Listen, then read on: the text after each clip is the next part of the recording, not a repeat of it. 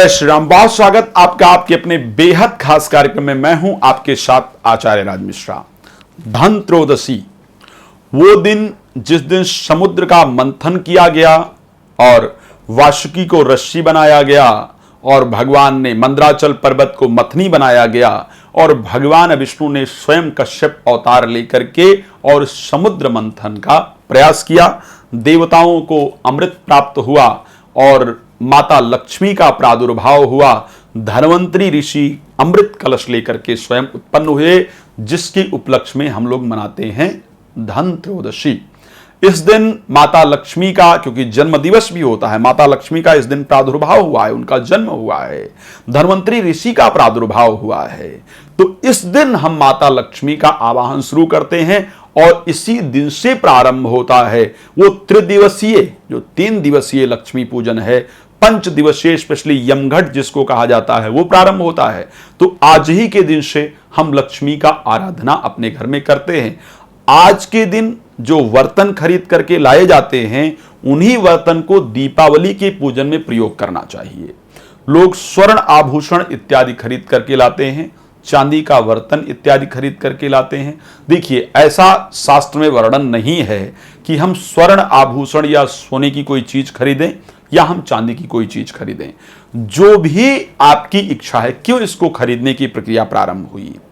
पहले जब आयुर्वेदिक चीजों की दवा इत्यादि तैयार की जाती थी ना, तो रत्न के पात्र में या स्वर्ण इत्यादि के पात्र में रखा जाता था। मैं आपको एक एग्जाम्पल देता हूं।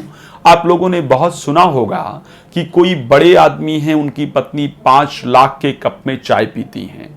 ये रत्न का कप होता है, ये रत्न के गिलास होते हैं। पन्ना में जैसे जो लोग शराब डालकर, पहले राजा महाराजा पन्ना जो रत्न है उसके गिलास में शराब डालकर पीते थे, वो शराब अत्यधिक मादक बन जाती थी। तो ये एक प्रक्रिया रही कि जो हमारे ऋषि मुनि लोग थे वो दवाओं को तैयार करके स्वर्ण और चांदी के बर्तन में रखा करते थे, रत्नों के बर्तन में रखा करते थे, जिस कारण से वो और प्रभावशाली बन जाए। यही से प्रक्रिया प्रारंभ हुई। तो ऐसा आवश्यक नहीं है कि आप, बहुत सारे लोग मायूस होते हैं कि हम स्वर्ण नहीं खरीद सकते, हम चांदी नहीं खरीद सकते, तो क्या हमारे घर में लक्ष्मी नहीं आएगी। ऐसा बिल्कुल नहीं है। लक्ष्मी मां है और मां अपने सभी बच्चों पर उसी प्रकार का प्रेम करती हैं जिस प्रकार से उसकी भावना होती है। मां बराबर प्रेम करती है। तो ऐसा मत सोचिए।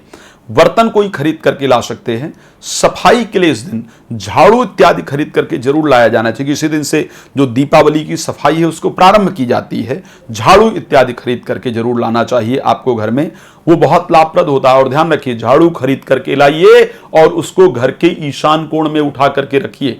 झाड़ू खरीद करके लाइए और ईशान कोण में रखिए। अब देखिए, फिर उस झाड़ू को माता लक्ष्मी का ध्यान करके उठाइए और उसी से पूरे घर की सफाई कीजिए, आपको बहुत लाभ प्राप्त होगा।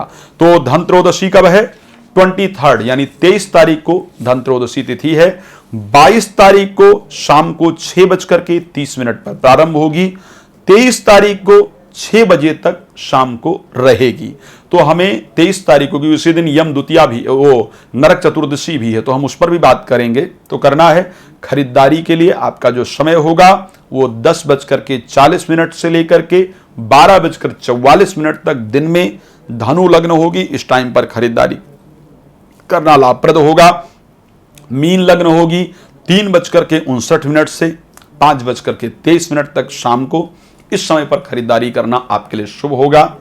आप एक काम कर सकते हैं, जो बर्तन लेकर के आज खरीद कर आएंगे उसको लक्ष्मी पूजन में प्रयोग करेंगे। साथ में आपको एक काम और करना है कि 5 गोमती चक्र जरूर लेकर के आना है।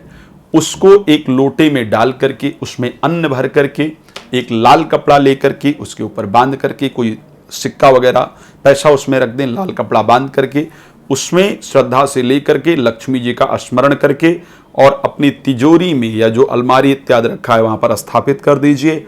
पूरे वर्ष आपके घर में लक्ष्मी जी विराजमान रहेंगी। हमने एक और कार्य किया है इस बार, लक्ष्मी प्राप्ति के लिए, लक्ष्मी प्राण प्रतिष्ठा के लिए एक सुंदर विषा यंत्र को तैयार किया है। लक्ष्मी विषा यंत्र संस्था के अंदर तैयार किया गया है, प्राण प्रतिष्ठा की गई है। आप संस्था से उसको प्राप्त कर सकते हैं। लक्ष्मी पूजन में अपने घर में स्थापित करें। आप देखिएगा इसका बहुत सुंदर प्रभाव आपको जीवन में देखने को मिलेगा। चलिए अब इस कार्यक्रम को विराम देते हैं। बहुत धन्यवाद आपका जुड़ने के लिए। जय श्री राम।